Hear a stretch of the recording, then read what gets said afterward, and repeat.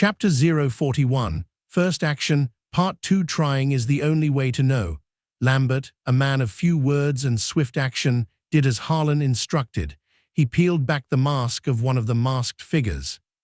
Beneath it, shockingly, was a featureless expanse where a face should have been, a smooth, blank surface. The sight startled the other two. This isn't human. Is it? Yara's voice trembled with terror. She frantically ripped off the masks of the remaining figures. All of them were faceless. Just then, a subtle shift occurred on the face of the figure Harlan had indicated. A black spider tattoo, faint at first, began to darken and rise to the surface. Features started to emerge, solidifying into a face chillingly identical to Black Spider's wanted posters. The wound, impossibly, seemed to be knitting itself back together. Then, the corpse's eyelid flickered. It looked as if it was about to awaken, blow his brains out. Harlan's voice was a cold, sharp command. Without hesitation, Lambert fired, the shot echoing in the confined space. Harlan repeated the process, unerringly identifying the figures about to transform. Lyra and Yara were stunned into awed obedience. Their initial shock gave way to a growing trust in Harlan's uncanny insight. Doubt receded, replaced by a stark compliance with his every instruction. They might not understand how Harlan knew Black Spider's secrets, but in that moment, it ceased to matter. They simply acted, following his lead with unwavering faith. Finally, with the last faceless figure, Harlan stated, "Don't kill this one, break his limbs." No questions asked. The three carried out the brutal task. This time, the transformation into Black Spider was complete. His eyes snapped open, wide with disbelief. "How could you possibly know about my ability?" He gasped. Doppelganger parasitism. Black Spider's unique power. Periodically, Black Spider could spawn faceless doppelgangers, devoid of independent thought. These clones would remain dormant unless within a certain radius of the original, where they could execute simple commands. Each doppelganger was, in essence, another life for Black Spider. He could resurrect himself in the nearest clone, cheating death as long as one remained. This ability was not offensive, but its survival capability was unparalleled. He was the ultimate cockroach, virtually indestructible. The power had fundamentally altered his life essence, freeing him from the limitations of a physical body. His true self had become a psychic energy anchored within his manufactured clones. As long as a clone existed, no physical force could truly eradicate him. Black Spider was aghast. He had never divulged the secret of his ability to anyone. It was the cornerstone of his survival. His ultimate trump card. How had it leaked? Could his recent surge in activity have led someone to deduce his power? Harlan watched Black Spider's stunned expression on the monitor, a grim smile playing on his lips. Lesser villains might have faded into the background of his memory, but Black Spider, infamous for his near-impossible-to-kill nature, was etched in his mind. This early stage of development was Black Spider at his most vulnerable. Harlan, with his future knowledge, recognized the immense potential of the ability. But in his past life, Black Spider had died prematurely, never reaching his full potential. How did he die, you ask? While Black Spider's ability was indeed tenacious, it was far from invincible. To truly eliminate him required annihilating his soul on a psychic level. However, psychic operatives were exceedingly rare on Blue Star. Players lacking such abilities found Black Spider virtually unkillable, earning him the dubious honor of 1.0 most unkillable boss among Blue Star players. Black Spider himself seemed to share this assessment. Then he encountered Hela, and then there was no then. Abilities in the psychic category were wildly diverse. Unlike the other 4 superpower categories, transitioning to psychic category required awakening through gene serums, after which specialized psychic category knowledge could be learned. Each player had only one chance to take a gene serum. Failure meant permanently locking that account out of the psychic category. The success rate hinged on the serum's type. As you might suspect, these serums were premium, pay-to-win items in the game's cash shop. The lowest success rate serum cost a staggering €398. The highest, the Supreme Deluxe Perfect Gene Awakening Liquid, reached an eye-watering €49.99, with a maximum success rate of only 18% and no guarantee of the awakened ability's potential level. Players who could afford a gaming pod, roughly 60%, could grit their teeth and afford a gene serum. Many tried their luck at awakening psychic abilities. Making the game company exorbitant profits, Harlan, in his past life, had also taken the plunge, buying a serum with gritted teeth, predictably given his luck. It failed, he concluded. Psychic category players were either blessed by Lady Luck or outrageously wealthy. Black Spider quickly regained his composure, his voice hardening with menace. I have countless clones. Destroying this body won't kill me, but you, even if you flee to the ends of the earth, you will never know peace. I will personally snap your necks, one by one. Lambert instinctively raised his weapon, but Harlan swiftly stopped him. He instructed Lyra, repeat exactly what I say. Lyra, following Harlan's instructions through her earpiece, adopted a mysterious air and stated coolly, countless clones, don't bluff, you have at most 50, there are 10 bodies here. The rest are stashed in safe houses around the world. Your insurance policy. Black Spider's eyes widened in disbelief. The basic nature of his ability being guessed was plausible, but these specific details were his deepest secret. No one should know. Someone knew his ability intimately. Who could it be? Could it be a psychic with mind-reading capabilities? As long as this clone lives, you cannot regenerate. We can't kill you, but we can imprison you for life. Black Spider finally paled, horror dawning on his face. He lunged to bite off his tongue, but Lambert was faster, dislocating his jaw in a swift motion. Denying him even the escape of death, Black Spider glared at Lyra, a mixture of rage and terror in his eyes. Finally scared, are you? Lyra, seeing Black Spider's shock, knew Harlan had been right about everything. The three exchanged glances, a shared thought forming in their minds. Who exactly is Harlan? Why does Bureau 13 classify his identity as top secret?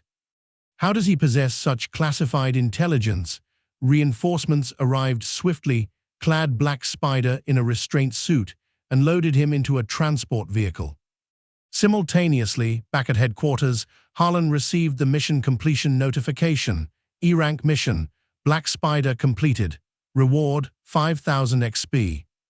Hidden objective, capture Black Spider completed. Select special reward, 40,000 XP/Mind Stabilizer. The Mind Stabilizer, a device designed to enhance mental resistance and mitigate psychic and mental attacks. Was technology geared towards magical civilizations? Psychic category or magic users were scarce on Blue Star. The Mind Stabilizer was niche, its utility limited. Harlan naturally opted for the more versatile 40,000 experience points. Hella, it'll be a long time before I have to face her. Reward, 40,000 XP acquired. Not bad at all, Harlan murmured, pleased. Back at the Secret Ops department, the trio entered headquarters. Lyra immediately rushed to Harlan, her large eyes wide with curiosity. How did you know about Black Spider's ability? Harlan offered a cryptic smile. For $1 million, I might tell you. Lyra's enthusiasm deflated instantly. By the way, what are they going to do with Black Spider? Harlan inquired. Yara shrugged. Heard they're sending him to Death Knell Island prison. Restraints 24/7, life support through nutrient IVs. They'll keep him alive, just barely, so he can't even wish for death. Death Knell Island prison. A supermax facility jointly operated by the Six Nations stood isolated offshore, escape impossible. It housed the most heinous criminals, supervillains, rogue warlords, underworld kingpins. Stepping onto the island was a death knell for freedom, an eternal sentence. Only death offered an exit. Hence its grim moniker. Harlan nodded, satisfied with this outcome. Black Spider's ability was indeed a headache. Being targeted by an unkillable madman was a recipe for endless trouble. Their first mission, a resounding success, had forged a nascent camaraderie within the team. After a brief farewell, they prepared to go their separate ways. Just then, Felix approached, a weary expression on his face. "Internal Affairs wants you in for review." Harlan, sensing the unusual tone, asked, "Wasn't my bureau induction already approved?" Internal Affairs requested a secondary review. It's within their jurisdiction. High Command can't really object. And well, you know your previous affiliations are somewhat sensitive. Felix lowered his voice, adding, "There's a split opinion about you among the higher-ups. Intelligence and logistics, the more conservative factions, are inclined to work with you, but Internal Affairs, the hardliners, see things differently. They're likely to be a thorn in your side." Harlan understood. Wherever there were people, there was politics. Arriving at Internal Affairs, Harlan went through the perfunctory height and weight checks before being led to an interrogation room for a one-on-one review with an IA officer. Name, Harlan. Gender, female. The reviewing officer's brow twitched, a vein throbbing. He decided to exercise restraint. Age, 30. "Oh no, 31. The officer slammed his hand on the table. "Cooperate," he barked. Harlan drawled, "Skip the gender and age stuff. You don't really care about that." "Why not jump straight to the background check?" the officer huffed. "Continue, family relations, orphan, no relatives, place of birth, Bajau Mountain." "Nonsense, we found no birth records for you. Apparently, interdimensional humor doesn't translate." Harlan clicked his tongue. "Ask your superiors." High Command, of course, would never divulge his classified intel to a rank-and-file officer. This review was a mere formality. Internal Affairs was simply flexing their muscle. Issuing a veiled threat, the officer, listening to instructions through his earpiece, dropped the line of questioning. Suppressing his irritation, he moved on to the psychological evaluation. The psychological assessment questions presented hypothetical scenarios, requiring Harlan to choose responses. He answered haphazardly. The officer sealed the file, preparing to submit it to higher command. The review was concluded. The officer suddenly said coldly, "Internal Affairs is watching you. Don't give us any reason to come after you." "So, you're saying you're powerless right now?" Harlan arched an eyebrow, then, turning his back to the officer, gave his backside a playful pat before sauntering out. The officer's face flushed crimson. His grip tightened on the file, knuckles white, hand bones audibly creaking. Chapter 042, R&D Department's covetous glare with the first mission behind him. Harlan anticipated a period of relative calm. Back at the repair shop, he pondered the issue of expanding his market. The folding combat knife seemed promising. Harlan wanted to raise his profile among Bureau 13 agents. After some thought, he called Lyra, enlisting her help to spread the word within the Bureau. A bit of cajoling and the promise of an indefinite 20% discount successfully persuaded Lyra to become his advocate, or rather, his marketing agent. One hurdle remained: production. Harlan fabricated his devices in the repair shop, but the limited equipment and Kira's constant presence made mass production inconvenient. After some contemplation, he decided to come clean with Kira. "Kira Jai, I need to talk to you." Kira visibly stiffened. This is it, she thought. A silent sigh escaping her lips. The day has finally arrived. "Well, I've mentally prepared myself. I want to tell you something. I'm actually—" Kira spun around abruptly. A look of resolute, albeit delicate, determination on her face. She bowed deeply, stammering, I'm sorry. You're a good person." Awkward silence hung in the air. They stared at each other, bewildered. Harlan's eye twitched. "I wasn't even trying to make a move on you, but your preemptive rejection is strangely irritating." "You've got the wrong idea. I was thinking of renovating the repair shop, building a separate, independent room next door. That's where I'd work from now on. A friend is funding the renovation. It's basically expanding the repair shop. What do you think?" "Oh, it was a misunderstanding." Kira swayed slightly. Mortified, Her heart hammered against her ribs. Forcing composure, she stammered, Yes, that's good, very good, I agree." With that, she fled. Face buried in her hands. Ugh, so embarrassing. Harlan sighed, bewildered. He doubted Kira had even registered a word of his explanation. Harlan submitted his workshop construction request to Felix, who forwarded it to High Command. Bureau 13 valued Harlan. This reasonable request was swiftly approved. A construction team from the engineering department arrived at the repair shop to begin the expansion. 2 days later, a new mechanical workshop stood adjacent to the repair shop. Bureau 13 generously provided basic equipment, essentially lending it to Harlan. At Harlan's insistence, the workshop included a basement intended for clandestine research and storage. Lyra's promotion proved effective. Within days, numerous agents were placing orders for folding combat knives. Harlan, maintaining a low profile, had Lyra handle order intake, despite dealing solely with Bureau 13 agents. Harlan remained cautious. Trust was a fragile thing. Shipments of alloy materials arrived at Harlan's workshop. Over several days, he meticulously crafted dozens of folding combat knives. Selling them all, experience points accumulated rapidly. Harlan maxed out his beginner mechanical affinity skill, earning another potential point. Word spread quickly among the well-connected agents. Thanks to Lyra's enthusiastic endorsements, agents knew about Harlan, the mechanic in Lyra's team, offering bespoke mechanical devices and repair services. Orders poured in, exceeding Harlan's production capacity. His daily output hovered around 10 knives. The experience gain was substantial, and his personal funds swelled steadily. In his past life, crafting and selling mechanical devices was the standard progression path for mechanic players, but market competition was fierce. Now, Harlan practically held a monopoly. Folding combat knives were exclusively available through him. Monopolies breed exorbitant profits, allowing him to amass his initial fortune. Harlan planned to sell only 2 types of devices: high-combustion ammunition and folding combat knives. Lightweight powered arms were a favor granted only to Lyra.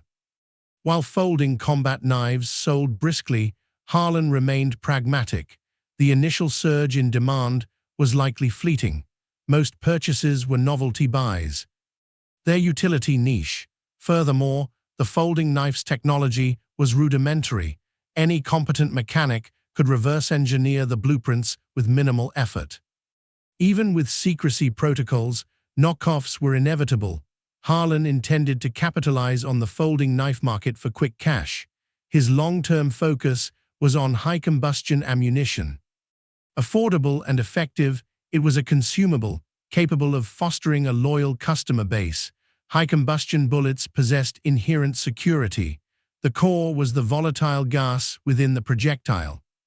Disassembling the bullet would release the gas, rendering it unstable and undeployable. Without the precise formula, replication was near impossible at least. With Star Dragon's current tech level, Harlan planned to stockpile a substantial quantity of high-combustion bullets before launching them onto the market. Profits from the folding knives funded bulk purchases of bullet components. He dedicated spare moments to production, gradually filling boxes in his basement workshop with high-combustion ammunition. One day, Old Man Lu and Old Man Gao were engrossed in a chess match outside the repair shop. Harlan, having just finished a batch of orders, approached Old Man Gao with a smile. "How's the prosthetic leg working out?" "Not bad," Old Man Gao chuckled, rolling up his sleeve to reveal the prosthetic, now covered in artificial silicone skin. "Almost indistinguishable from the real thing. Glad you like it. If it malfunctions, don't hesitate to bring it back for repair." Old Man Gao nodded, a knowing smile playing on his lips. "Old Lu here tells me you joined Bureau 13. That's right. Young and ambitious, eh? Work hard, do your part for the country." Old Man Gao encouraged. Harlan chuckled inwardly. Old Man Gao still played the charade of ignorance regarding his true identity. Working for Bureau 13 was no secret.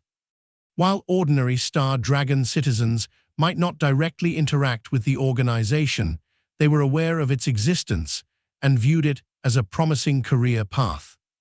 Harlan offered polite responses, inwardly wondering when Old Man Gao would finally reveal his hand, and when he did, should Harlan play along, feigning surprise. Just then, Felix hurried over, a grave expression on his face. He addressed Harlan. "A word, please."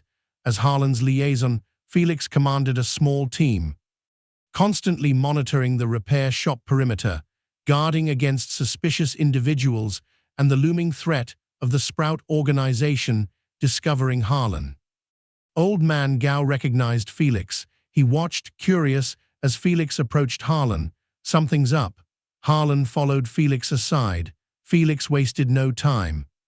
"R&D is targeting you." Harlan's eyes narrowed. "Explain." "R&D's mandate is developing new weapons. They also have the authority to conduct risk assessments on new weapons used by agents. They've deemed the folding combat knife risky and are demanding you hand over the blueprints for error checks. It's within their jurisdiction. No other department can intervene."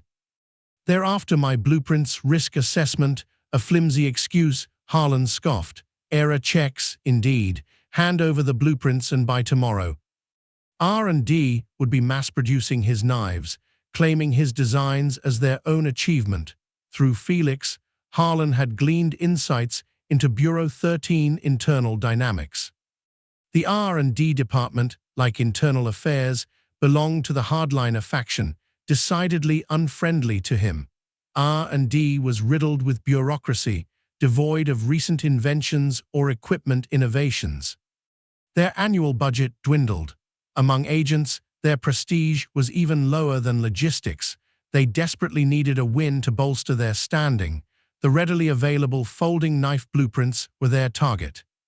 Acquire the blueprints, and R&D could simply draft a report to high command, transforming it into their own invention, their own achievement.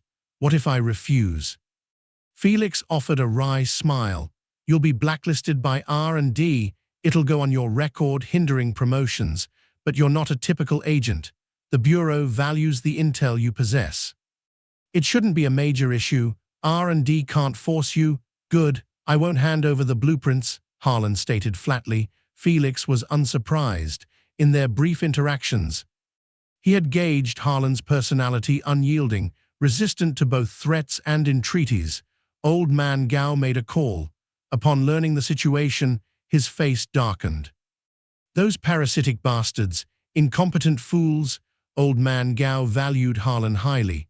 Through his influence, Bureau 13 and Harlan had forged a productive partnership.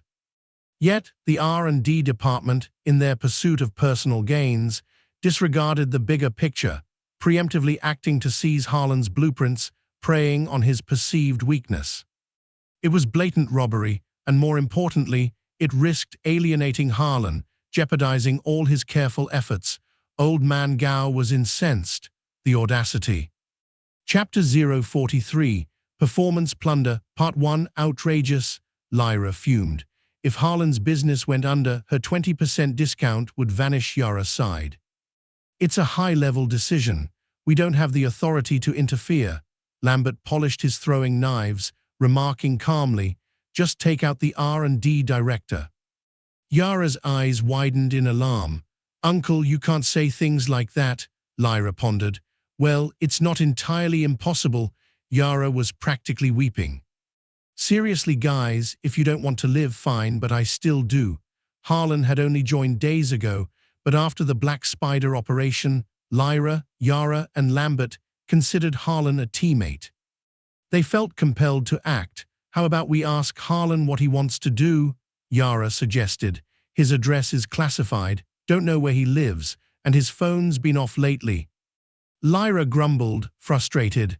"Then what do we do? Just sit back and watch R&D bully Harlan?" Lambert's response was succinct. "Wait." Just as their frustration peaked, an unwelcome voice cut through the tension.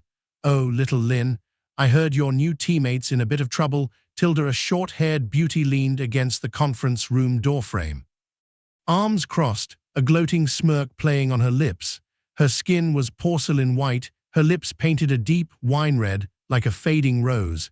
A black studded collar encircled her neck. She wore a form-fitting purple jumpsuit. Her normally perky, chin-length bob strangely accentuated her seductive aura. Though petite, her presence dwarfed Lyra's. On the street, she would undoubtedly draw more attention than even the prettier Lyra. Lyra's face immediately hardened. Gritting her teeth, she spat. "Schemer Sue, here to provoke us?" Dai Suzu, the short-haired beauty, remained unfazed, giggling. "Headquarters, remember, you wouldn't dare." Dai Suzu and Lyra were notoriously at odds.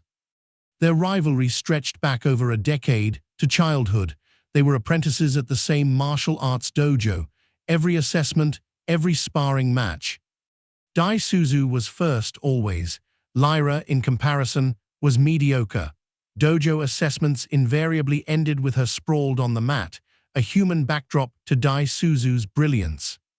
Even now, Lyra vividly recalled Dai Suzu's smugness, thinly veiled by feigned humility, as she basked in the dojo instructor's praise and encouragement. Compared to the instructor's effusive guidance for Dai Suzu, her own interactions were often summed up in 5 sentences: "Good morning, instructor, morning." Usually followed by a few seconds of blank staring, then a polite, apologetic smile. "I have a question. It's in the manual. If you still don't get it, ask Dai Suzu." "Gee, goodbye, instructor." These memories never failed to ignite Lyra's ire. She felt like a stray dog abandoned in a downpour, shivering in the rain. Pathetically eyeing the meat bones in a butcher shop window, only to be kicked away by an impatient owner, forced to continue her lonely, rain-soaked journey. That mix of humiliation and envy was inexpressible to outsiders. "I don't care, my drama's going to be over the top later." Both were scouted by Bureau 13. Assigned to different teams, history repeated itself. Dai Suzu's team consistently outperformed Lyra's, becoming one of Secret Ops' elite units. What Lyra found most unbearable was Dai Suzu's habit of parading in front of her. Then, with infuriating casualness, calling her Little Lin. Damn it, when did we get so chummy? In Lyra's mind, it was Dai Suzu's calculated display of magnanimity. A constant torment. Dai Suzu chuckled softly. "Heard you got a new teammate, just curious to see him. Where is he? Hiding from shame?" Lyra's face remained cold. "He's not here, now get lost." "Guess I came for nothing, but understandable, being targeted by those R&D bureaucrats. Your new guy's probably tearing his hair out." Lyra's face flushed crimson. She bared her teeth like a cornered dog. "Get out, I don't want to see you, so heartless. We're practically childhood sweethearts." Dai Suzu pouted. She flashed a dazzling smile at Yara, then sashayed away, her hips swaying provocatively. "Childhood sweethearts my ass. Show some respect for our nemesis status." Lyra seethed. Turning back, she found Yara staring, mesmerized, at Dai Suzu's retreating figure. Rage flared anew. She grabbed Yara by the collar, roaring into his ear. "I'm a goddess right here, and you're ogling that schemer." Yara stammered, terrified. But she smiled at me. "Answer me straight. Am I prettier? Or is Schemer Sue prettier?" Lyra's eyes glittered dangerously. Yara hesitated then, voice barely a whisper. I think Sis Sue is gentler." "Oh ho. Little Sparrow, seems like your aesthetic sensibilities need a violent correction." "Hi-ya, avalanche bridge-breaking backflip throw." Lambert calmly adjusted his teacup, which had trembled from the sudden force, and calmly dialed medical. "Need a doctor. Orthopedics." Harlan's refusal to surrender the blueprints was precisely what the R&D director anticipated. He promptly initiated a high-price acquisition campaign for folding combat knives. For a mechanic, blueprints were their lifeblood. Control over blueprints meant control over supply. Surrendering blueprints was akin to surrendering one's livelihood, one's technological edge. Once a major organization acquired blueprints, and began mass production. The original designer was cut out of the equation. Harlan's clientele, after all, was niche, limited to secret ops personnel, and his production capacity was finite. R&D, obtaining the blueprints, would task military factories with mass production, distributing them free of charge. Secret ops, field ops, law enforcement. Even the military, all would benefit. This was R&D techs leveraged their vast network of support, while R&D personnel hadn't produced a noteworthy innovation in years. Their professional insight remained sharp. They perceived the folding combat knife's potential to supersede military daggers, knives, and batons as the next generation's standard tactical melee weapon. Harlan's personal interests were not a factor in R&D tech's calculations. Setting aside R&D tech's inherent focus on national interests, the hardliner faction, already prejudiced against Harlan, gave no thought to his feelings. Cooperating with an informant was, in their view, weak. They believed in asserting control, extracting all possible intelligence through coercion. The conservative faction held diametrically opposed views, unwilling to jeopardize their rapport with Harlan over a mere melee weapon blueprint. They firmly believed Harlan was an asset worth cultivating, and they scoffed at the hardliner's heavy-handed tactics. Control him. What if that just silences him? Forced interrogation. What if he's immune to threats? Heavy-handed tactics always yield results. Maybe, but it depends on the target. Think of all the Sprout members we've captured. Barely 10% told the truth, nearly leading Bureau 13 into traps multiple times. From their brief interaction, Harlan hardly seemed like someone easily intimidated. Deprive someone of hope, then expect cooperation. This ham-fisted approach will only alienate a potential ally. The conservative faction was livid. Cooperation was progressing smoothly. Yet the hardliners, obsessed with their outdated methods, insisted on seizing his blueprints, bullying Harlan, a lone individual. It was thuggery, and more importantly, it threatened to ignite Harlan's resentment, undoing all their painstaking work. The goal, but Bureau 13 internal structure was rigid. Unless higher command intervened directly, no one could impede R&D from exercising its jurisdiction. Higher command's stance was ambiguous, seemingly observing and waiting. It was clear to everyone. Seizing the folding knife blueprints meant antagonizing Harlan. Secret ops agents who had purchased the knives began to weigh their options. R&D tech's blatant grab for personal gain disgusted many. Their greed is showing. These agents were unaware of Harlan's true identity. They simply felt that pressuring an ordinary mechanic was excessive. Some contract agents, however, were indifferent to alienating others, prioritizing personal gain. Krat, an agent who had purchased a folding knife, was the first to sell his knife to R&D, demanding $30,000 in payment, a 3,000% markup. R&D agreed. Krat's reasoning was simple: easy money, too foolish not to take it. He scoffed at his colleagues' hesitations. Just a mechanic. Once R&D mass produces them, what use is he? Kick him to the curb. No need to worry about offending him. We won't need him anymore. R&D department. The director's secretary and Luo Xuan examined the folding combat knife. Luo Xuan, confident you can reverse engineer the blueprints. Chapter 044, Performance Plunder, Part 2. Luo Xuan studied the knife for a moment, then sneered. Crude tech, no security. Reverse engineering the blueprints will be child's play. Excellent. Once you complete this task, we'll poach you from logistics, offer you better pay, better access. Luo Xuan grinned, masking his elation.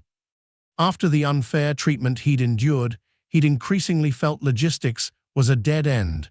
Why was Harlan specially recruited while he was stuck grinding away? Earning seniority, he was ready to align himself with the hardliner faction, transfer to R&D. Gaining high command's attention was his ticket to a bright future. He'd eventually reach Harlan's level. Cracking the folding knife was his chance to prove his worth. Luo Chuan valued this opportunity. His failure to crack the lightweight powered arm design still rankled. A constant source of resentment, this contest with Harlan was exactly what he wanted. Ever since acquiring his independent workshop, Harlan had moved out of the repair shop. Embracing the solitude of bachelor life, a welcome change. Nominally, he remained a repair shop employee, helping Kira with daily orders, the no-contact arrangement. Born from their earlier misunderstanding, ironically eased Kira's anxieties. Hiss, the smelting furnace hissed, releasing superheated steam. Harlan, clad in heat-resistant gear, used tongs to extract glowing red, long steel billets from the furnace.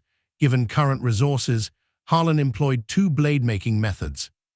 The traditional method, smelting, heating the billet, then repeatedly forging it on an anvil, gradually shaping it. The second method, heating the billet to red-hot in a high-temperature furnace. Then using a hydraulic press to stamp out the blade shape in one go. Each had advantages. The former yielded finer craftsmanship. The latter was faster.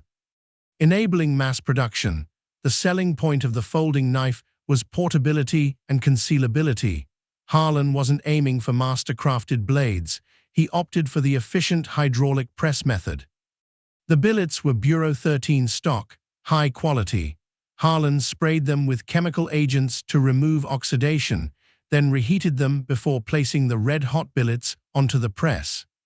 He activated the machinery. Boom, boom, boom, the hydraulic press hammered, shaping the billets into sharp blades. Next, Harlan performed the crucial folding mechanism assembly. A delicate process involving chains and magnets. Harlan's practiced hands worked swiftly. Soon, a batch of 10 folding combat knives was complete, fresh off the line. Repeatedly crafting the same device yielded diminishing experience returns. Crafting experience didn't vanish like assembly experience, but fluctuated within a narrow, low range. Using machinery reduced experience gain proportionally. Advanced mechanics inevitably built their own production lines and presses for automated mass part production. Harlan hadn't reached that stage yet. Some components still required manual finishing or external sourcing. Each folding knife crafted granted 100 to 200 XP. The folding knife blueprint leveled up to LV2. The resulting knives showed slight stat improvements. Harlan peeled off his heat-resistant suit, wiping sweat from his brow. He counted the batch. Another few orders fulfilled. Sweet. His phone buzzed with the old-fashioned ringtone he favored. Lyra calling. Bad news. All the agents who pre-ordered. They're all cancelling. Harlan frowned. What happened? R&D reverse-engineered the folding knife blueprints. They've submitted a report to High Command, demanding R&D be credited as the inventor, and they're spreading the word that mass production will start soon, supplying all departments. Lyra's voice was dejected. R&D prioritized credit, the inventor's rights. Equipment distribution would be free. So, while agents might disapprove of R&D's tactics, they predictably cancelled their pre-orders from Harlan. His freshly made batch of folding knives, unsaleable. Harlan's eyes glinted. He hadn't expected R&D to brazenly steal his business, given the folding knife's simplicity. Security measures were futile. Harlan anticipated knockoffs, but not this soon. Current profits fell far short of his projections, while the folding knife market would eventually saturate. It still offered significant short-term gains. R&D's intervention had cut off his cash flow. Surrendering the blueprints might boost faction contribution points, but at the cost of a vital experience source. And R&D's brazen theft clearly wouldn't count as his contribution. This was stifling his growth on multiple fronts. Harlan's eyes narrowed. He dialed Felix's number, his voice hardening. Are you aware of what's happening? Felix sighed. R&D really went for it, while High Command hasn't approved their report yet. They've already started mass-producing the folding knives. Give me details. Felix recounted the events. Harlan memorized the names. Krat, Luo Chuan. What's R&D's official statement? They haven't issued any. Harlan's expression remained impassive.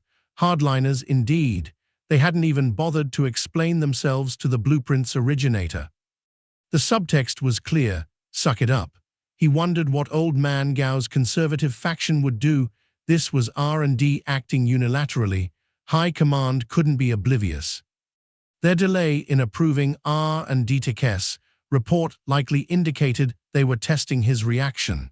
If he backed down, would Bureau 13 policy towards him become increasingly aggressive? Hardliners want to pressure and exploit me. Conservatives want to work with me. High Command won't blindly support R&D if I make enough noise without crossing the line. High Command will concede, offer compensation. There's room to maneuver here. Harlan's eyes lit up. Perhaps this was an opportunity to secure advanced knowledge. Advanced knowledge was classified as Star Dragon's top secret, tightly controlled. Harlan had been fretting about how to initiate the advancement quest. This was the perfect pretext. A simple plan began to take shape in his mind. Taking my stuff, don't they know it's hot? If I don't turn their world upside down, they'll think I'm a pushover. R&D department. The director's secretary beamed at Luo Chuan. Thanks to you, logistics ace indeed. Luo Chuan smiled thinly, concealing his smugness. The director's impressed. He's already pulled your record from logistics, added you to our database. You're officially R&D now. And my compensation, the director personally instructed. Your own work group, rank up 1 level. Keep this up, and High Command will notice you. Luo Chuan smiled, satisfied, then asked, I heard Harlan's got High Command's favor. Any trouble? Relax. I know some inside info. Harlan's just going to have to swallow it. The secretary recalled the R&D director's confident words. Harlan relies on Bureau 13 for protection. If he wants to live, he won't dare make waves. Chapter 045, Stirring the Pot. The R&D Harlan clash became the hottest gossip within Bureau 13. Most members, unaware of Harlan's true background, saw him as a nobody mechanic. Lacking connections, wondering how he dared challenge the organization. Days passed, deceptively calm. Harlan remained silent. Bureau 13 members assumed Harlan had chosen to swallow his pride. Let it slide. While understanding his forced concession, they couldn't help but think less of Harlan. R&D's behavior also puzzled many. While R&D's inventions were often ridiculed, their internal conduct had always been relatively proper. Why this aggressive move? Lyra endured days of strange glances from agents, driving her to the brink of frustration. And Harlan's phone remained unreachable. She could only fume in silence. Rumors swirled, but Harlan had been far from idle. His folding knife sales had netted him nearly 100,000 Blue Star credits. Subtracting high combustion bullet material costs, he had 70,000 left. Harlan used 30,000 to buy more folding knife materials. In the following days, he worked tirelessly, crafting a large batch 100 folding combat knives. Quantities about right. Harlan found a crate, packed all the knives, donned a mask to obscure his face, and headed to District 8, seeking out a black market arms dealer. Blue Star's social climate was volatile. Teetering on the brink of war, the Six Nations heavily regulated firearms, prohibiting civilian gun sales. Without special authorization, weapons couldn't pass city checkpoints. Players faced the same restrictions. The Six Nations formed opposing factions. Players often received missions to sabotage or assassinate targets in rival nations. They typically purchased weapons from local arms dealers or commissioned arms dealers to transport equipment. The locations of every arms dealer, every intelligence broker, were invaluable intel gleaned from countless past life players. For a city as crucial as West Capital, Harlan knew the arms dealers' networks inside out. He sought out Matthew, a veteran arms dealer backed by the powerful Farian Group, a major arms trafficking syndicate. Farian Group's operations were vast. brokering deals between nations, warlords, and various factions. They even had channels for procuring missiles, tanks, fighter jets. Major arms dealers like Farian Group thrived in the current chaotic era. Their biggest clients were rogue warlords. Even the Six Nations occasionally placed orders with them. Matthew readily received walk-in suppliers. Harlan met Matthew, presenting the batch of folding knives, demonstrating their operation, and stating his intention to sell. Matthew immediately recognized the folding knife's merits. While melee weapons weren't in high demand, the folding knife's concealment and surprise factor would undoubtedly appeal to intelligence agencies worldwide. "Can you guarantee long-term supply?" Harlan smiled enigmatically. Interested in buying the blueprints, Matthew blinked, stunned. Blueprints were a mechanic's lifeblood. Blueprint control meant supply control. Mechanics never sold blueprints unless desperate. Matthew's heart leaped. Had he stumbled upon an amateur? Suppressing his excitement, he said, "Name your price." 100 knives here, 5,000 each. Blueprints are separate, 1 million. Matthew gasped. 5,000 per knife. 1 million for the blueprints. Your highway robbery. Take it or leave it. Final offer. Matthew swallowed his haggling instincts, frowning, calculating the potential profit. Harlan remained calm. He was confident Matthew would agree. Folding knife blueprints weren't inherently valuable, but that was precisely the angle. He could sell the blueprints directly, without hesitation, then resell them to other factions. Hidden within was substantial profit, bundled with a large-scale folding knife sale, just as Harlan was doing now. This deal was a one-off, but if offered to multiple clients simultaneously, before word spread, it could yield a windfall, and Farian Group possessed the perfect network, a vast client base. Matthew saw the logic, nodding decisively. Deal, cash for goods. Matthew, flush with funds, instructed an assistant to open a dark web account, depositing 1.5 million. He personally handed the account slip to Harlan. National banks of the Six Nations were isolated from each other. Dark web accounts were the designated banking system for the underworld. Globally accessible and highly secure, Harlan logged in on the spot, confirming the balance, registering his fingerprint and iris scan, then tore up the account slip. "If you have more business, remember me." Matthew produced a black gold card. "Farian Group VIP card. We have branches in most cities. If you need weapons, they'll provide premium service." Harlan took the card, pocketing it. Arms dealers were another distribution channel. He wouldn't remain confined to Star Dragon intelligence agencies indefinitely. Once he was established, he would leave Star Dragon. Cultivating relationships with these arms dealers would be invaluable. Money was only part of Harlan's objective. He craved mechanical crafting experience. Had Bureau 13 initially offered to buy his blueprints, Harlan might have considered it, but R&D had no interest in negotiation. While it seemed he was targeted, Harlan understood he was merely a pawn in a factional power play. He had no interest in their petty power struggles, their political leanings. He cared only about his own gains. While Harlan preferred peaceful coexistence, if challenged, he wouldn't back down. Harlan smirked inwardly. R&D had stolen the folding knife's invention credit. They would bear the consequences. What was that saying? Uneasy lies the head that wears a crown. Didn't quite fit, but close enough. High command wouldn't speak with one voice. The conservative faction was likely fuming. He was merely providing the ammunition. If he were a regular Bureau 13 agent, his actions would be mutually destructive. But he wasn't. "Old man Gao, I gave you a free bionic prosthetic. Pull your weight." R&D department, the director's secretary gushed. "Heh, all thanks to you this time. Logistics ace indeed." Luo Chuan smiled faintly, masking his smugness. "The director's impressed. He's already pulled your record from logistics, added you to our database. You're officially R&D now. And my compensation." The director personally instructed, "Your own work group, rank up 1 level. Keep this up, and high command will notice you." Luo Chuan nodded, pleased.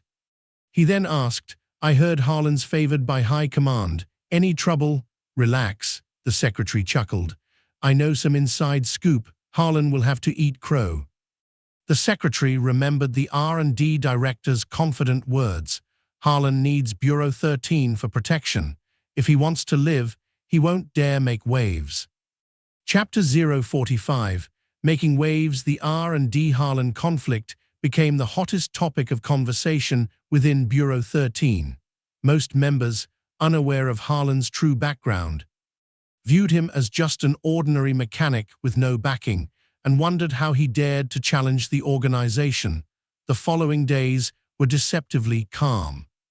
Harlan remained silent. Bureau 13 members assumed Harlan had decided to swallow his pride and let the matter drop, while they understood it was a forced concession. They couldn't help but think less of Harlan. R&D's attitude also puzzled many. Although R&D's inventions were often ridiculed, their internal conduct had always been relatively proper. Why this aggressive move this time? Lyra was surrounded by strange glances from agents these days, which irritated her to no end. Moreover, she couldn't reach Harlan by phone, so she could only sulk in silence. Rumors flew thick and fast, but Harlan had been far from idle during these days. His previous sales of folding knives had earned him nearly 100,000 Blue Star credits. After deducting the material costs for high combustion bullets, he still had 70,000 left. Harlan used 30,000 to buy another batch of materials for folding knives. In the following days, he worked day and night to create a large batch of full 100 folding combat knives. The quantity should be about right. Harlan found a crate, packed all the folding knives, put on a mask to hide his face, and went to District 8 to find an arms dealer in the black market. The social environment of Blue Star was turbulent, and war could break out at any moment. The 6 nations all carried out firearms control and did not sell guns to civilians without special status. Carrying weapons would not pass through city checkpoints, and players were no exception. The 6 nations each belonged to a camp, and players often received missions to sabotage or assassinate targets in other countries. They generally bought weapons from local arms dealers or commissioned arms dealers to transport equipment. The locations of every arms dealer and intelligence broker were valuable intelligence summarized by countless players in his previous life. For a city as important as West Capital, Harlan knew the details of those arms dealers very well. He sought out Matthew, a veteran arms dealer whose backer was Farian Group, a large force specializing in arms sales. Farian Group's business was very large, buying and selling between various countries, warlords and forces, and even had channels to get missiles, tanks and fighter jets. Major arms dealers like Farian Group were very popular in today's chaotic world, and their biggest customers were the wandering warlords. Even the 6 nations occasionally placed orders with them. Matthew was happy to receive walk-in suppliers. Harlan met Matthew smoothly, took out the batch of folding knives, explained in detail how to operate them, and stated his intention to sell. Matthew could naturally see the advantages of the folding knife. Although melee weapons were not very popular, the advantage of the folding knife was its concealment and suddenness, which would definitely be loved by intelligence agencies in various countries. Can you guarantee long-term supply? But Harlan smiled. Are you interested in buying the blueprints? Matthew was stunned.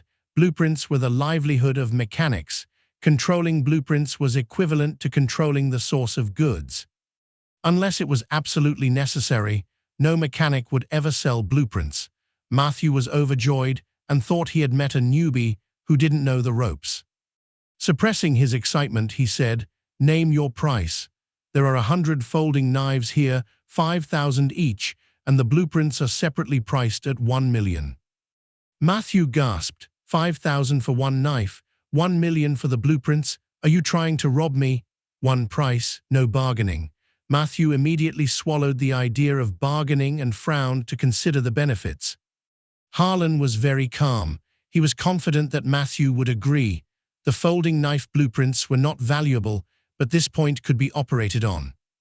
He could directly sell the blueprints without any heartache and resell them to other forces. Hidden within was a considerable profit, and a large number of folding knives could be bundled and sold. Just like Harlan was doing now, this deal could only be done once, but if it could be offered to multiple customers at the same time, so that those forces had no time to inquire, a huge profit could be made, and Farian Group happened to have this condition with a very large customer channel. Matthew understood the key and nodded. Deal, cash for goods. Matthew was very wealthy and asked someone to open a dark web account, depositing 1.5 million on the account, and personally handed the account slip to Harlan. The banks of the 6 nations were not interconnected, and the dark web account was the designated bank for underground transactions, which could be used all over the world and was highly confidential.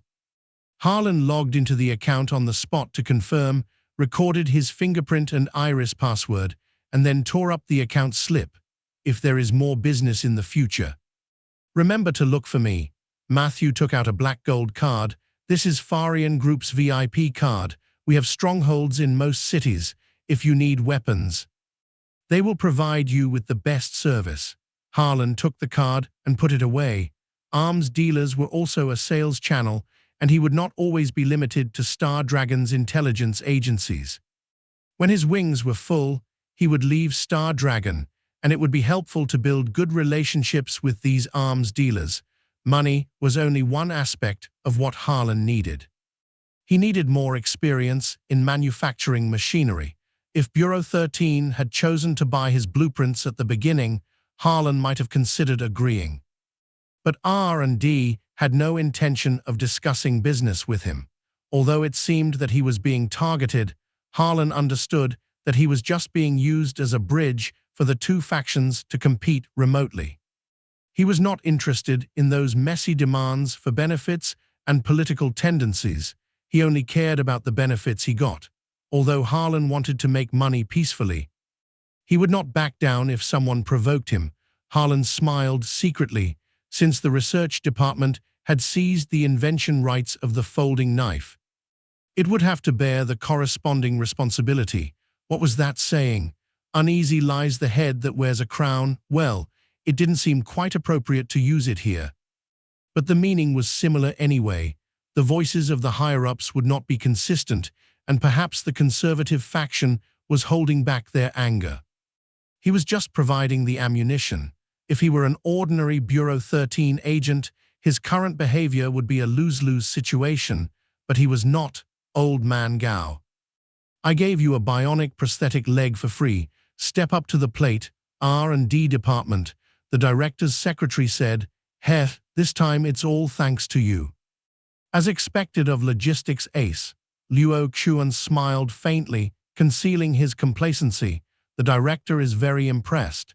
He has already pulled your resume from logistics and added it to the database. You are officially R&D now. I wonder about my compensation. The director specifically instructed, let you lead a work group independently and raise your rank by 1 level. If you keep doing well, the higher-ups will notice you sooner or later. Luo Xuan smiled with satisfaction and then asked, I heard that Harlan is valued by the higher-ups. Will there be any trouble? Relax, the secretary chuckled. I know some inside information. Harlan will have to swallow his anger. The secretary recalled the R&D director's confident words. Harlan needs to rely on Bureau 13 for protection. If he wants to live, he won't dare to make trouble.